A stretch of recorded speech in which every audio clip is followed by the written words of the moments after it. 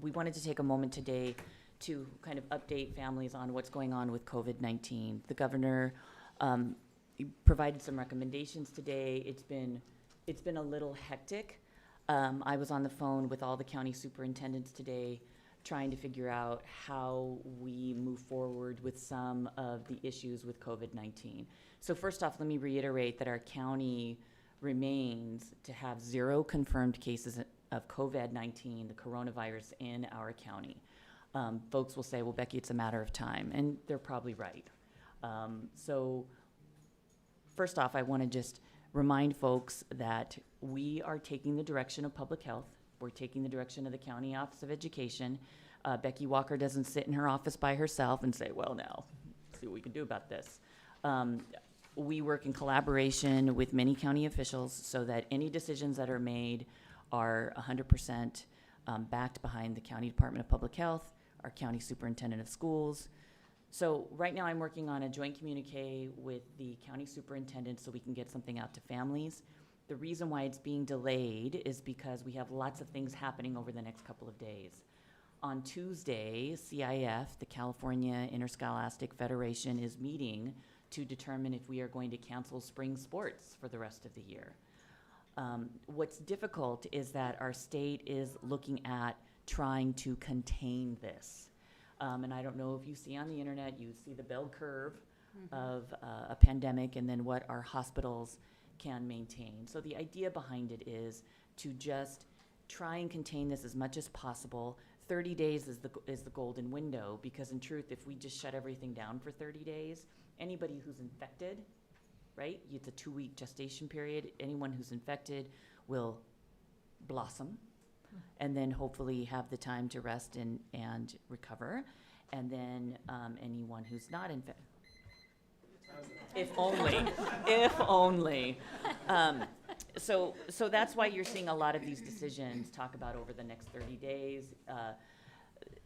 So where we are in this county right now is, again, I want to reiterate, we have 0 confirmed cases.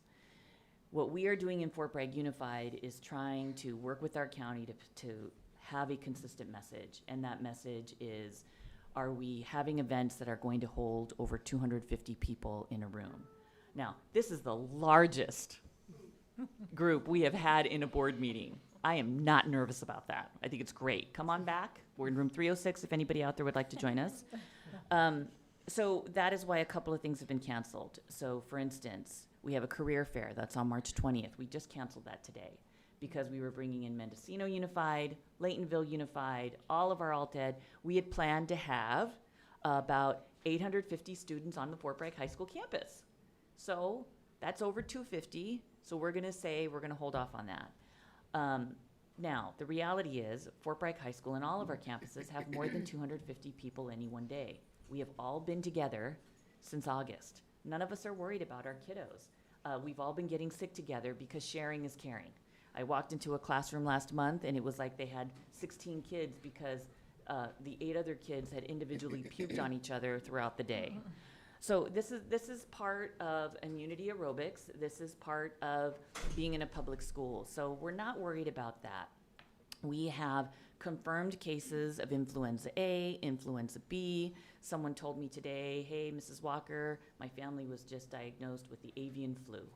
So we have lots of influenza going around. What we are trying to do right now is be as cautious as possible without instilling anxiety in our kiddos and unneeded fear. If you are a mom and dad out there and your family is medically fragile and you're worried about the kids bringing something home, contact your principal. We'll figure out options for you. We're going to work with you. We have some people who say, hey, you know, kiddos are living with grandma and grandpa. Grandma and grandpa are a little bit older. We're worried about things coming in and out. Call us. We will make accommodations for what will work best for the family. Is that independent study? Just tell us. We're not going to do this in a vacuum. So we're going to work really hard to work with families. I will be very honest with everybody. Unless public health shuts us down, I have no intention of closing school. School is the safest place for our kiddos. We feed them. We work with them. We share our germs. We know that. The more research you do on the coronavirus and COVID-19 is that you're not seeing many kiddos getting infected. You're seeing the medically fragile and the elderly community. And we're gonna do everything we can to keep our folks safe. We made the decision today to, for instance, keep our middle school dance going. The middle school staff got together. I called Laura Vieira and I said, Laura, you need to get the staff together and I'm gonna support whatever you wanna do. And Laura got the staff together, and here are the parameters.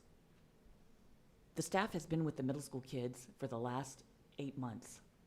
They continue to be with all their kids. The staff came together and said, okay, we're not gonna have other students from other schools come in. These are our kids.